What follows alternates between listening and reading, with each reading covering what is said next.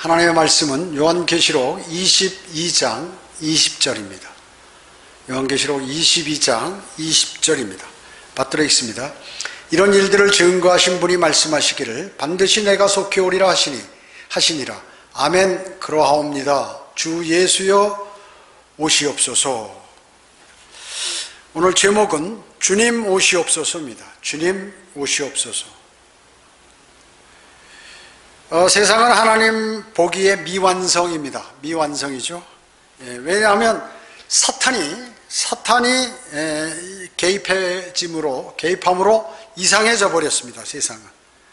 저희가 이제 오후 예배는 드리지 않고 이렇게 유튜브 설교로 이렇게 대처를 하고 있습니다. 코로나19로 인해서 그러고 있는데요. 세상도 이와 같이 아주 혼란스럽습니다. 혼란스러워요. 그래서 그뿐만 아니라 여러 가지 세상의 일들이 벌어지는 것을 자세히 보면 일어나는 모든 일들이 이상합니다. 이상해요. 정상이 아니라 그 얘기죠. 정상이 아니라 그 얘기죠. 그래서 하나님께서 정상이 아니기 때문에 새하늘과 새 땅 그리고 새 예루살렘에서 온 인류가 거주하도록 하시기 위하여 온 우주를 천년왕국이 끝난 다음에 다 이렇게 불태워 없애버리시는 것입니다. 세상의 모든 사람들은 완벽하고 그리고 선하고 의롭고 좋은 것을 고대하죠.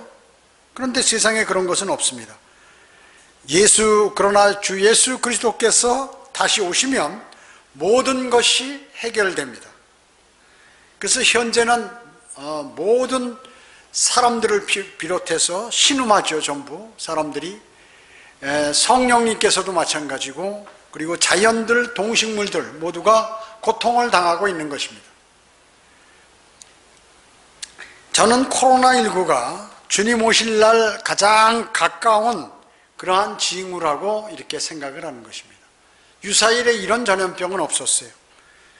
과거 바벨탑을 지으니까 하나님께서 언어를 다 다르게 만드셔서 사람들을 뿔뿔이 흩어지게 만드셨죠. 마찬가지입니다. 코로나19로 인해서 각종 모임, 행사 이런 것들 전부 다 할 수 없게 되어버렸습니다. 재미롭고 흥미롭고 여행, 장사, 인간들이 죄악을 즐기는 그러한 모든 것들이 정지되어 버렸다 그 얘기죠. 그런데 몰래 하는 사람들도 있지만 그렇습니다. 이와 같이 전 세계적으로 모두가 두려움에 떨며 이러한 상태는 이때까지 없었다 그 얘기죠. 하나님께서 신호를 보내시는 것이에요. 그리고 인간들이 하는 그러한 모든 것들이 보기 싫으신 것입니다.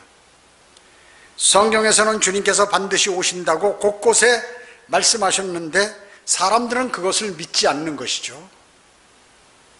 베드로후서 3장 3절 4절에 보면 먼저 할 것은 이것이니 마지막 날들에 조롱하는 자들이 와서 그들의 정욕대로 행하며 말하기를 그가 온다는 약속이 어디 있느냐? 조상들이 잠든 이래로 만물은 창조의 시작부터 그대로 있다 하리니 이렇게 말씀하고 있습니다. 창조 그대로 있나요? 창조 때부터 아니죠. 우주를 창조하시고 한 큰 대재앙이 한 번 있었죠. 사탄이 반역함으로 루시퍼가 반역하여 사탄이 됨으로 이제 큰 재앙이 있었습니다. 온 우주가 물 속에 잠기게 되었던 것이죠. 그리고 이제 두 번째로는 지구상에 죄악이 가득하니까 외부로부터 온 외부 여행자, 외계인, 즉 타락한 천사들이로 인하여 많은 사람들이 성관계가 문란해지고 동성연애도 가득 차고 하니까 하나님께서 물로서 또 역시 심판하셨습니다. 노아의 홍수죠. 또 한 번 천년왕국이 끝나고 온 우주를 불살러 버리실 것입니다. 완전히 없애버릴 것이에요. 그리고 새하늘과 새 땅을 창조하실 것입니다. 그러나 주님께서는 이제 주님을 조롱하고 예수 그리스도를 조롱하죠. 그리고 성경을 사람들은 조롱하고 성경대로 믿는 사람들을 조롱하고 성경을 변개시키고 은사주의가 만연하고 그리고 탐욕가들로 가득 차고 돈들을 좋아하고 구원이 없는 그러한 종교들로 가득 찬 것입니다. 그들은 재림을 부인하죠. 죄인을 부인하는 것입니다. 자, 이러한 것이 항상 하나님께서 징계를, 벌을 내리실 그러한 때에 일어나는 그러한 상황입니다. 성경에서 믿음의 선진들은 모두 주님의 다시 오심을 말하고 또 주님을 기다렸던 것입니다. 자, 그러면 첫째로 성경상의 재언의 예림에 관해서 말씀을 드리겠습니다. 성경의 예언은 100% 성취되죠? 100%. 예언의 300개가 단 한 개도 틀리지 않고 성취되었습니다. 그것은 확률로 따질 때 수학자가 얘기하는데 10배 157승분의 1입니다. 10의 157승분의 1이에요. 구약 성경에는 예수 그리스도의 재림이 대단히 많이 나옵니다. 1845회나 예언되어 있습니다. 신약에 그러니까 초림에 관한 예언보다도 약 6배나 많아요. 초림은 333회인데 재림은 구약에 1845회나 예언되었습니다. 신약에도 재림은 310회나 예언되었죠. 그래서 구약은 재림의 예언으로 가득 차 있기 때문에 구약의 주제가 바로 재림인 것입니다. 재림. 그러면 재림하신다는 구절 몇 가지를 제가 읽어드릴게요. 먼저 구약에 역대상 16장 33절에 보면 그때 숲의 나무들이 주의 면전에서 노래하리니 이는 그가 땅을 심판하러 오시기 때문이라. 주님께서 땅을 심판하러 오신다는 것이죠. 이것이 바로 다윗의 감사의 노래 중에서 이 내용이 들어가 있어요. 주님은 땅을 심판하러 오신다 하는 것입니다. 시편 96편 13절은 곧 주 앞에 서리라 이는 그가 오시기 때문이니 그가 땅을 심판하러 오시기 때문이라. 그가 세상을 의로 그 백성을 그의 진리로 심판하시리로다 이렇게 말씀하고 계세요. 이 앞에 히터 좀 꺼주시죠. 이 앞에 진리의 말씀, 그가 세상을 의로 심판하신다고 그랬죠. 그리고 그 백성을 진리로 심판하신다 하는 것입니다. 진리의 말씀대로 행했나 안 행했나 그것으로 심판하신다 그 얘기죠. 자, 세상은 의로 심판하시고 예수 그리스도 자신의 의로 가득 찬 사람을 심판하십니다. 예수 그리스도의 의를 하나님의 의를 받아들이지 않은 모든 사람은 세상은 심판받아요. 세상에서. 그리고 구원받은 그리스도인은 뭐예요? 진리로 심판받습니다. 하나님의 말씀대로 행했나 하는. 또 이 아까 역대상은 성경의 앞부분에 그리고 중간에 시편 96편에 그리고 뒷부분 스가랴 14장 5절에 너희는 산들의 골짜기로 도망하리니 이는 산들의 골짜기가 아살까지 미칠 것임이라. 정녕 너희가 도망하리니 마치 유다의 우시야 왕의 시대에 너희가 지진 앞에서 도망했던 것 같으리라. 주 나의 하나님께서 오시리니 모든 성도들이 주와 함께 하리이다 이렇게 말씀하셨습니다. 이건 교리상 아마겟돈 전쟁을 말씀하는 것입니다. 2억의 군대가 예루살렘을 공격할 때 이제 예수님께서 재림하시면서 그들을 전부 물리치시는 것이죠. 그럼 피가 말고삐까지 차고 320km까지 흐르는 피의 강이 흐르는 것이에요. 피바다가 되는 것입니다. 주님이 재림하시면서 그 일들이 벌어지는 것이죠. 예수 그리스도께서는 하나님이시죠. 그분은 올 때 성도들과 함께 재림하신다는 것이에요. 그것이 바로 스가랴 14장 5절 말씀인 것입니다. 너희가 지진 앞에서 도망했던 것 같으리라. 주 나의 하나님께서 오시리니 모든 성도들이 주와 함께 하리이다 이렇게 말씀하고 있는 것입니다. 주님이 재림하실 때 올리브산에 발을 내려놓으시죠. 그러면 올리브산 중간이 서쪽과 동쪽과 서쪽으로 싹 갈라지면서 매우 큰 골짜기가 생기는 것입니다. 그래서 산의 절반은 북쪽으로, 그리고 산의 절반은 남쪽으로 이렇게 옮겨지는 것이죠. 올리브산이요. 자, 신약에도 예언하셨습니다. 신약에도 말씀하셨어요. 주님이 재림하실 것이라고. 마태복음 16장 27절에 보면 이제 인자가 자기 아버지의 영광으로 자기 천사들과 함께 오리니 그때 그가 각자에게 그들의 행한 대로 상 주실 것이라. 자, 자기 천사들과 함께 온다는 자기 천사들이 누구예요? 성도들이죠. 성도들과 함께 흰말을 타고 아마겟돈 전쟁 쪽으로 재림을 하시는 것이에요. 그리고 그들 각자에게 행한 대로 상을 주시겠다고 말씀하셨습니다. 행위죠, 행위, 상은. 교리적으로는 이 마태복음 16장 27절이 이 대환란, 환란 성도들을 대상으로 말한 거지만 영적으로는 바로 그리스도의 심판석을 얘기하는 것이, 그리스도의 심판석. 행한 대로 상 주실 것이라. 또 사도행전 1장 10절 11절에 보면 주께서 올라가실 때 그들이 하늘을 주시하고 있는데 보라, 흰옷 입은 두 사람이 그들 곁에 서서 말하기를 너희 갈릴리 사람들아 어찌하여 너희는 하늘을 쳐다보고 서 있느냐.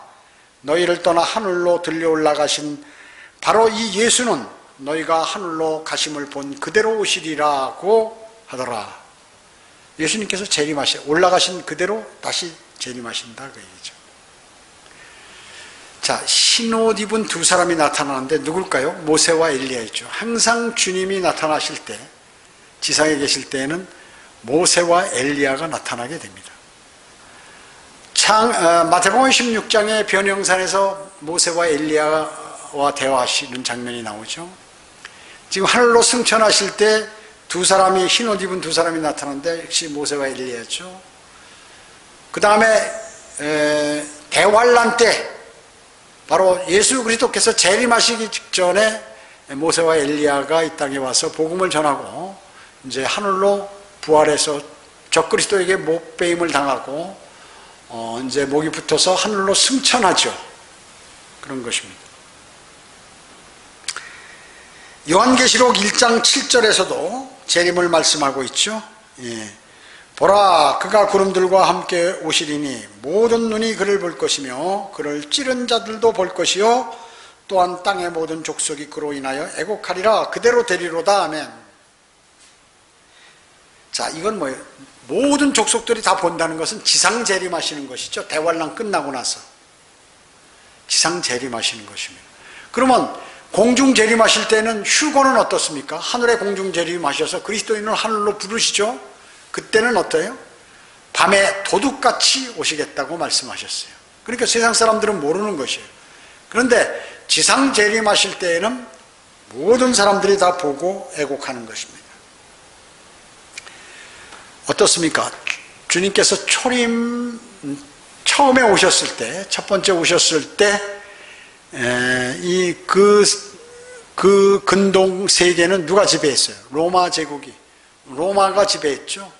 재림하실 때도 역시 로마가 지배하는 것입니다. 로마 카톨릭이, 로마가 초림과 재림 때 로마가 지배하는 것이에요. 오늘 본문 요한계시록 22장 20절 말씀은 말이죠, 위대하고 최종적인 마지막 경고입니다. 마지막 경고예요. 반드시 내가 속히 오리라 이렇게 말씀하셔요.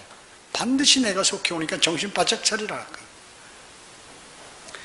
주님을 기쁨으로 기다릴 수 있는 유일한 길은 예수 그리스도의 은혜를 받아들이는 것이에요. 구원받은 사람만 주님을, 재림을 기쁨으로 맞이할 수 있어요. 만약에 구원받지 못하면 어떨까요? 주님이 재림할 때 모두 심판받아 불과 유황이 타는 지옥으로 던져지게 되는 것입니다. 구원받은 사람들은 그렇기 때문에 주님의 재림을 고대하게 되죠. 주님의 재림을 고대하게 되는 것입니다. 두 번째, 재림의 징후들입니다. 재림의 징후들. 먼저 교회의 대배교가 일어난다. 교회가 교회의 일을 안 하고 하나님과 떠나서 하나님을 섬긴다고 거짓말한다 그 얘기죠. 그래서 복음과 진리 전파는 교회가 없어요. 그런 교회 사명이 바로 복음과 진리를 전파하는 것인데 그걸 안 한다 그 얘기죠. 지금은 그렇지 않습니까? 현재가 하나님의 말씀보다는 교회 전통을 더 중요하게 여겨요. 그래서 각종 절기, 부활절, 맥주감사절, 성탄절, 무슨 추수감사절, 이런 절기들, 사순절, 이런 절기들을 좋아하죠. 그리고 새벽기도, 기도원, 주기도문, 사도신경, 이런 것들을 교회 전통을 좋아하는 것이에요. 하나님 말씀을 멀리하고, 이게 바로 주님 오실 날 가까운 때의 징조라고 얘기죠. 그리고 사탄과 짝이 되어서 사탄의 능력으로 사탄이 좋아하는 일들만 사람들이 많이 한다 그 얘기죠. 교회도 마찬가지고.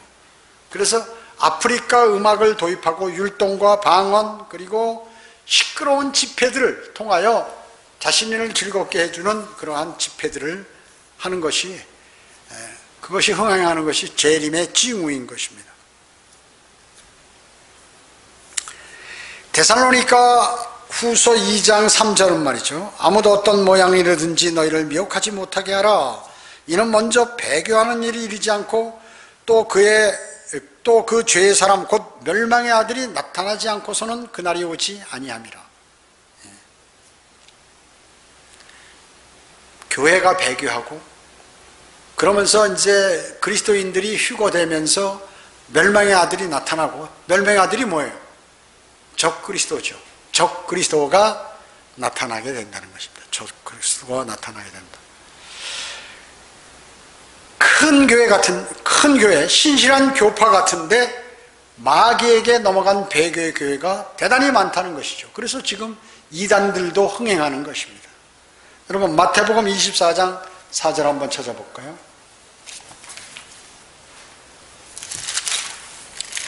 마태복음 24장 4절입니다.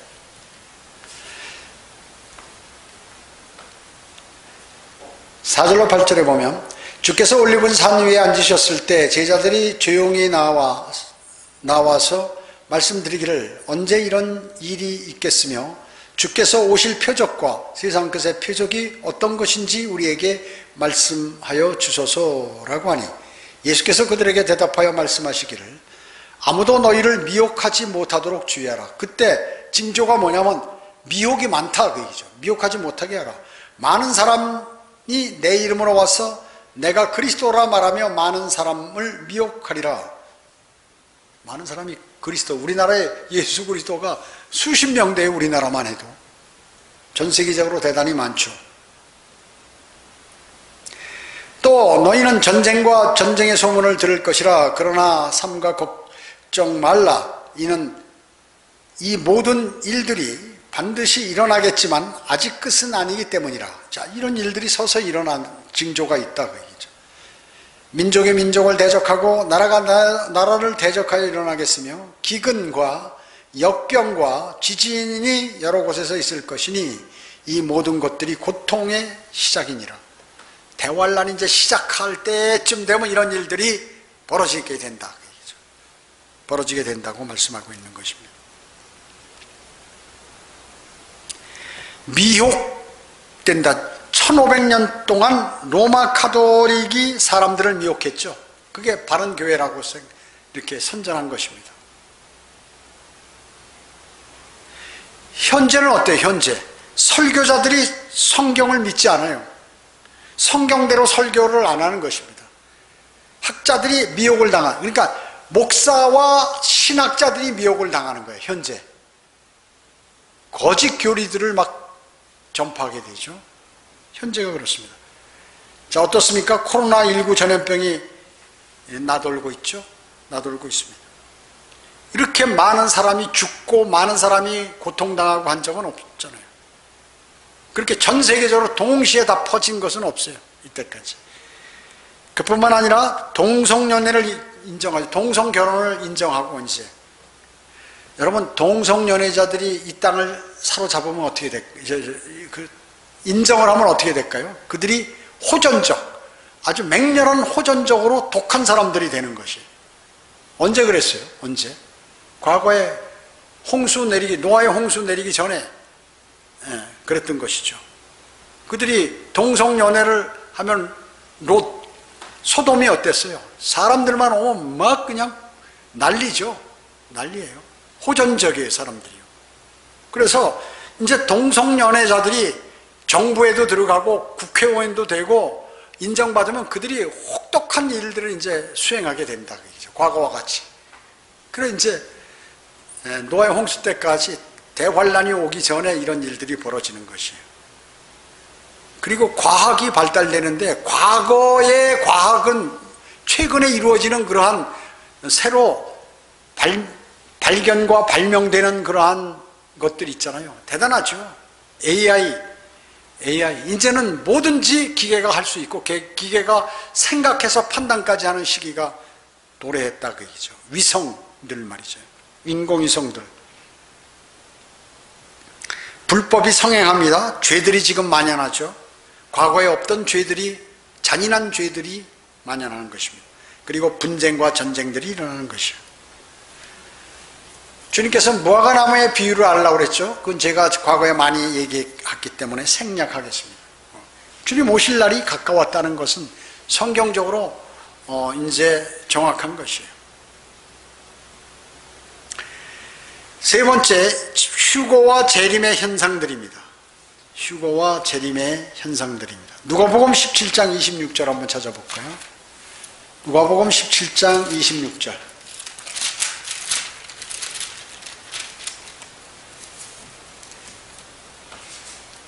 26절로 30절 보면 노아의 날들에 일어났던 것 같이 인자의 날들에도 그리하리라. 날들 나왔죠. 예. 인자의 날들, 노아의 날들. 노아가 방주에 들어가던 날까지 그들은 먹고 마시고 장가가고 시집가고 하였으나 홍수가 나서 그들을 다 진멸시켰느니라.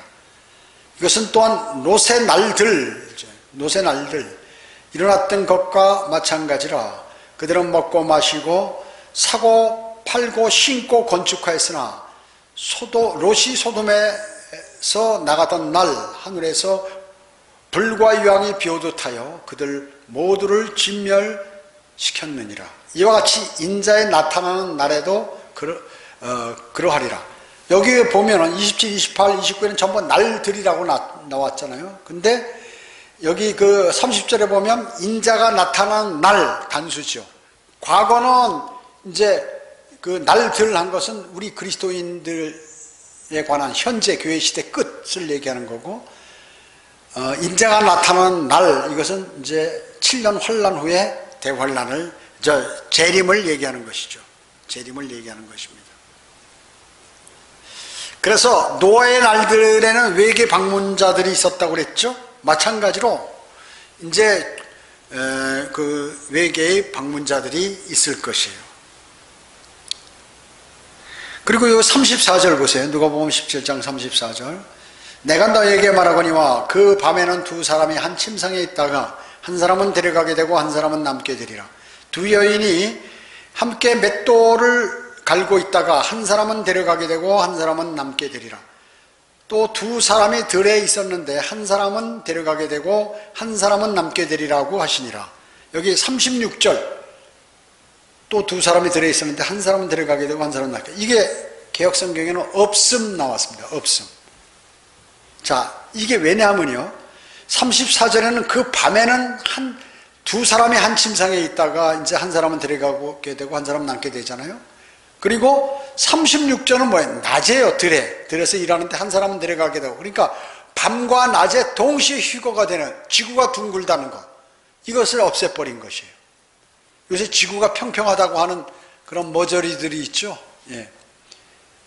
이사야 40장 22절에도 원형의 지구에 앉으신 나와 있고 인공위성이 다 촬영하고 하는데도 아직까지도 평평하다고 난리치는 사람들이 있어요. 성경대로 믿는 사람들, 그런 거 믿는 사람들도 있어요. 간혹가다. 여기 보면 34절에 두 사람이, 이거 부부가 자는 게 남녀가 아니에요. 투맨이에요. 투맨. 왜 두 사람이 한 침상에서 자나요? 동성이에요. 동성. 동성연애 아닌가요? 혹시? 두 사람이에요. 투맨이에요. 부부가 아닙니다. 이거.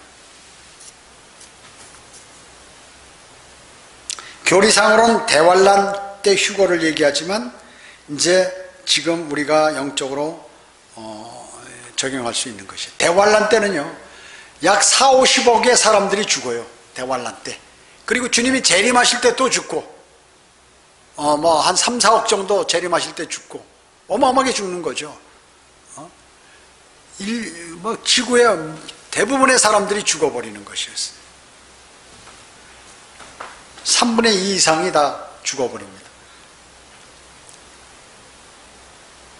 데살로니가전서 4장 16절 17절은 주께서 호령과 천사장의 음성과 하나님의 나팔소리와 함께 하늘로부터 친히 내려오시리니 그러면 그리스도 안에서 죽은 자들이 먼저 일어나고 그리고 나서 살아남아 있는 우리도 공중에서 주와 만나기 위하여 그들과 함께 공중으로 구름 속으로 끌려 올라가리니 그리하여 우리가 영원히 주와 함께 있으리라 이렇게 말씀하고 계세요.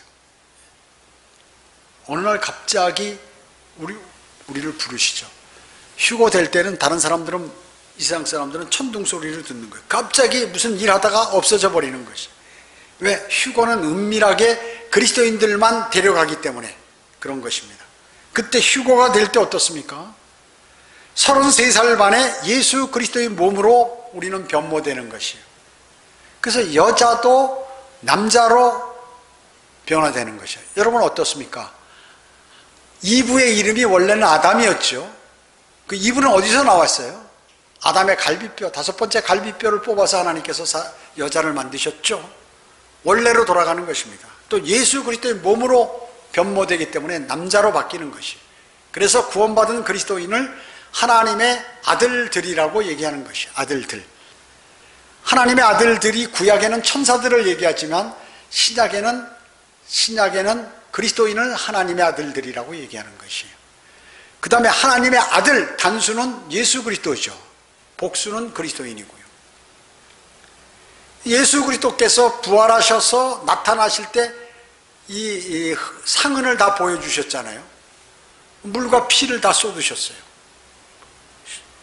그래서 구원받은 그리스도인은 이제 휴거될 때 물과 피를 다 쏟고 들림받는 것이에요. 부활하신 주님처럼 그렇게 변모되는 것입니다. 네 번째, 성도들이 갖춰야 할 믿음과 행위입니다. 성도들이 갖춰야 할 행위와 믿음입니다. 모든 그리스도인은 뭐예요? 군사이죠. 그리고 모든 그리스도인은 현재 전쟁 중입니다. 전쟁 중이에요.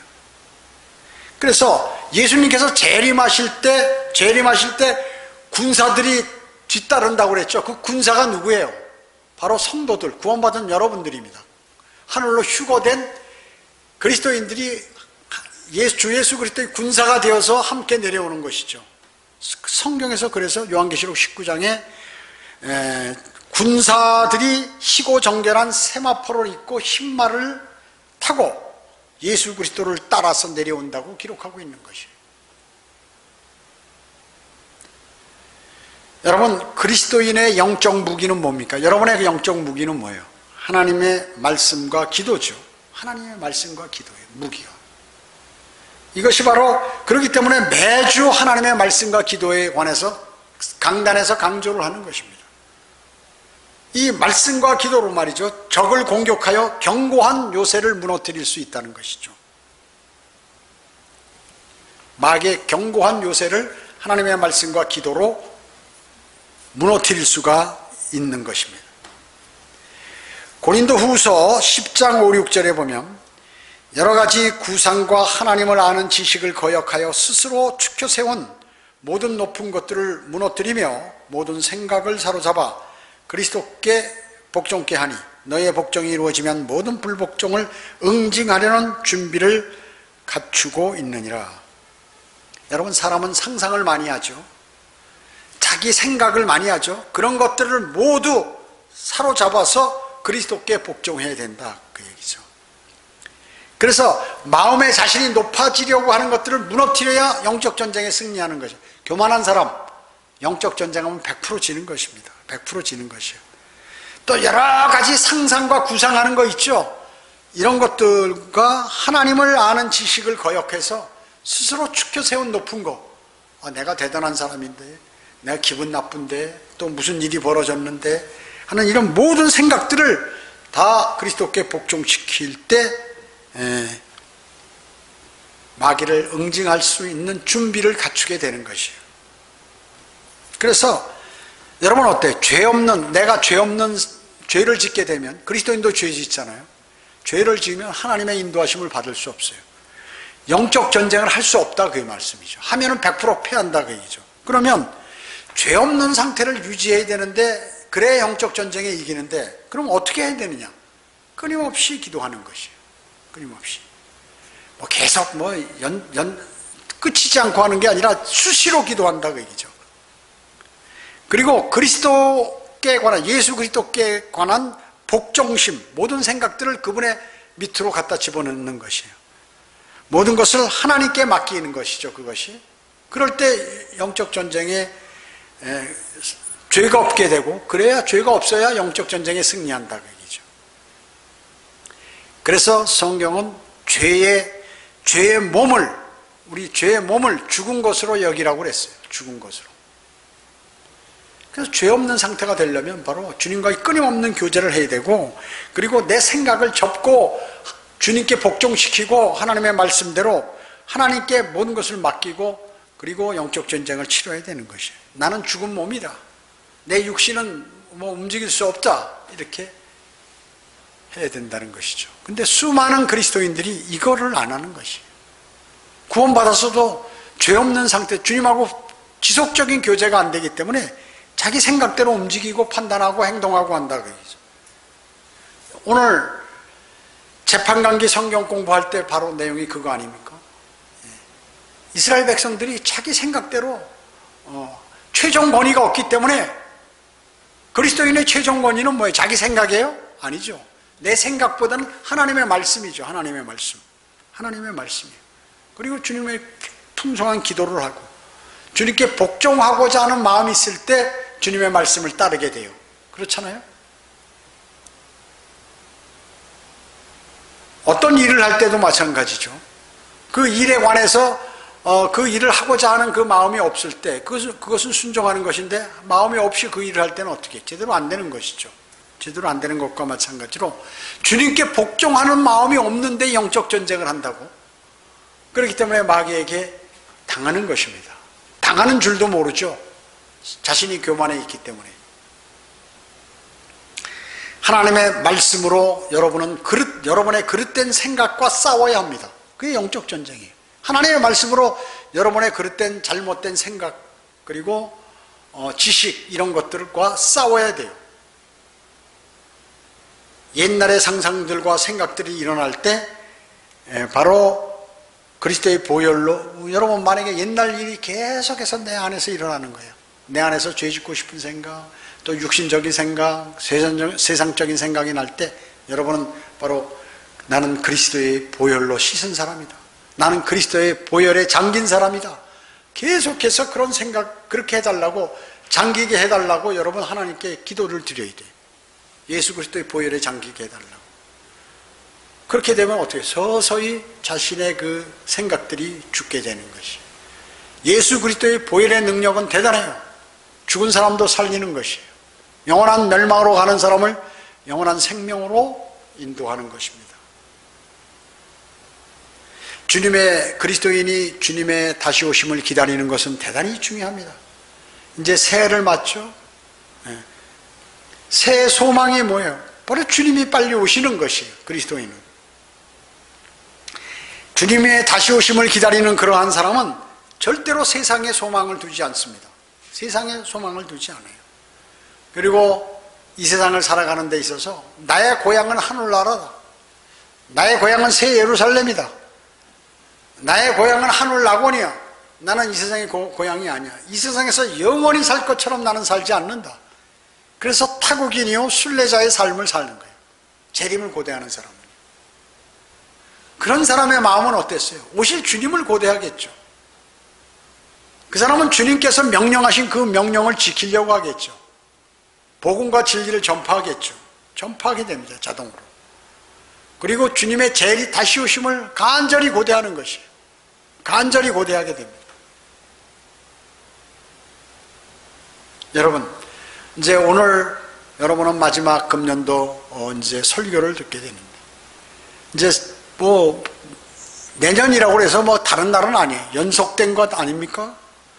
이제 여러분은 새해부터는 정말로 내가 그리스도의 심판석에 필요한 그런 것들을 준비하는 한 해가 되셔야 합니다. 왜냐? 주님 오실 날 가깝기 때문에. 여러분은 만약에 그렇지 못하면 많은 손해를 보실 것이에요. 그리고 마음속에 나는 이제 주님의 다시 오심을 고대하는 그러한 삶, 또 그리스도의 심판석에 곧 주님이 오셔서 나를 부르시면 거기에 쓸 텐데 거기에서 난 뭐라고 답변하고 또 뭐라고 주님을 반겨맞을지, 나는 멸류관을 받을 수 있을지 이러한 생각을 하시고, 그리고 필요한 것, 거기에 필요한 것에 이렇게 맞춰야 돼요. 맞춰야 돼요. 하나님의 말씀은 조금도 어긋난 것이 없습니다. 하나님의 말씀은 그대로 실현됩니다. 그대로 실현됩니다. 이 위대한 말씀을 마음속에 새겨야 돼요. 그래서 오늘 성경의 맨 마지막 구절은 물론 찬양이지만 그 전 구절인 이것은 반드시 오시겠다고 하신 말씀이에요. 이게 뭐냐면 세상 사람들과 그리스도인에게 관한 경고입니다. 주님이 오실 테니까 정신을 차리고 있어라.